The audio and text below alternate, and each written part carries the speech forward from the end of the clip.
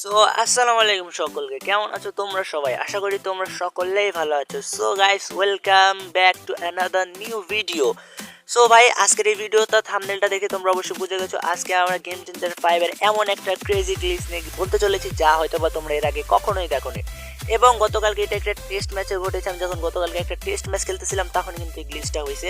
ভাই, এই গ্লিচটা দেখার পর আমার অবস্থা ঠিক এর মতো হয়েছিল।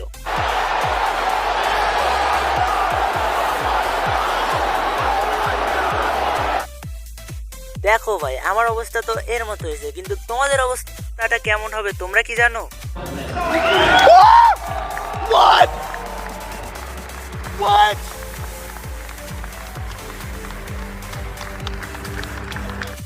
চলো ভাই, আজকে আর বেশি বক বক করবো না, সোজাসুজি তোমাদের গ্লিচটা দেখিয়ে দেওয়া যাক।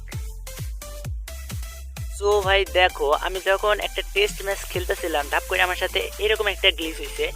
তোমরা এখানে দেখতে পারতেছো আমি কিন্তু এখানে সাকিবকে দিয়ে বল করাইতেছিলাম এবং ম্যাচটা কিন্তু ছিল বাংলাদেশ ভার্সেস ইন্ডিয়া।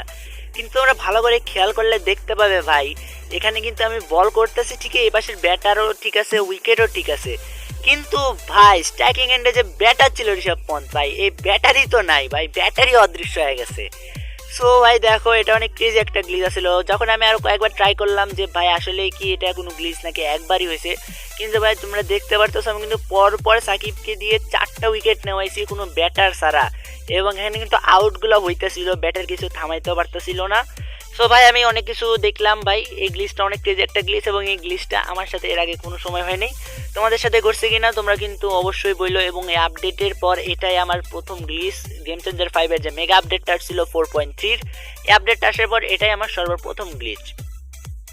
সো ভাই তোমরা দেখতে পারতেছিলে যে ওদেরকে কিন্তু আমি সহজেই 71-70 রানে অল আউট করে দিয়েছি ভাই। এখন কিন্তু আমি ওপেনিং করে দিয়েছিলাম মাহমুদুল হাসান জয় এবং সাদমান হোসেনকে দিয়ে। এখানে তোমরা দেখতে পারতেছো এপাশে মাহমুদুল হাসান জয় ঠিকই স্ট্রাইকে আছে, কিন্তু নন স্ট্রাইকিং এন্ডে কিন্তু সাদমানকে দেখা যাইতেছে না। সো ভাই দেখো, গ্লিচটা যেমন আমার সাথে বোলিংয়ে ঘটছিল, সেই গ্লিচটা দেখো এখানে সাদমান হোসেনকে দেখাইতেছে, বাট ভাই এখানে কিন্তু সাদমান হোসেন স্ট্রাইকে আছে দেখাইতেছে, বাট সাদমান হোসেন কিন্তু স্ট্রাইকে নাই, অদৃশ্য হয়ে গেছে।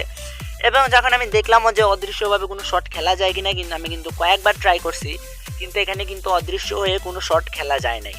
হ্যাঁ ভাই, এটা অনেক বড় একটা গ্লিচ। আশা করি গেম কোম্পানিটি এরকম গ্লিচ নিয়ে আরও কাজ করবে এবং এই গ্লিচগুলো ঠিক করার চেষ্টা করবে ভাই।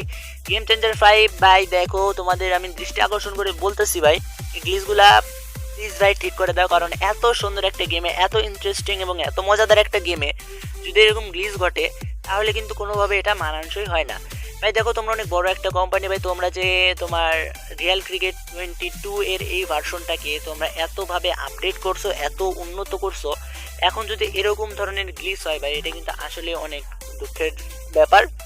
সবাই আশা করি এর পরের আপডেটে তোমরা অবশ্যই এই গ্লিচগুলো নিয়ে কাজ করবে, এবং যাদের সাথে এই গ্লিচটা ঘটছে তারা তো অবশ্যই কমেন্ট করে জানিয়ে দিও, অথবা যাদের সাথে ঘটে নাই, কিংবা তোমরা যদি এরকম গ্লিচগুলো ঘটাতে চাও তাহলেও তোমরা জানিয়ে দিও, আমি কিন্তু এটার উপরে ভিডিও আনলেও আনতে পারি। এবং এছাড়া ফ্রি ফায়ারে হর স্কোর 90 এর নিচে বা 95 এর নিচে থাকলে তোমরা জানো সিএস খেলতে দেয় না, কিন্তু কোন গ্লিচের মাধ্যমে আমরা সিএস এ হরর স্কোর না থাকা সত্ত্বেও সিএস খেলতে পারবো, এরকমও কিন্তু ট্রিক্স অ্যান্ড ট্রিক্স নিয়ে তোমাদের সামনে হাজির হয়ে যেতে পারি।